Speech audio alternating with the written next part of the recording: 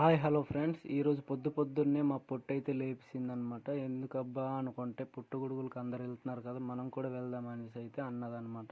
చూడండి, మేమైతే ఆ ప్లేస్కి అయితే రీచ్ అయిపోయాము. వచ్చి రాగానైతే మాకైతే పుట్టగొడుగులు అయితే కనిపించాయి. చూడండి, మొగ్గలు వచ్చాయి అనమాట.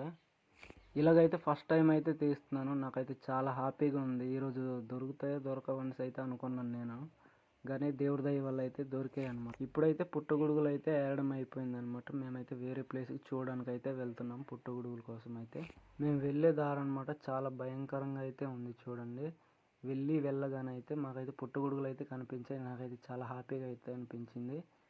కిందని చూడండి, చాలా ఎక్కువ అయితే ఉన్నాయన్నమాట. నా చేతి అయితే పట్టడం లేదనమాట. నేనైతే పక్కన పెట్టేసి అయితే ఏరుకుంటున్నాను. మా పొట్టిదై చూడండి, చాలా హ్యాపీగా అయితే తీస్తుందో. తెచ్చినందుకైతే థ్యాంక్స్ చెప్తుంది అనమాట.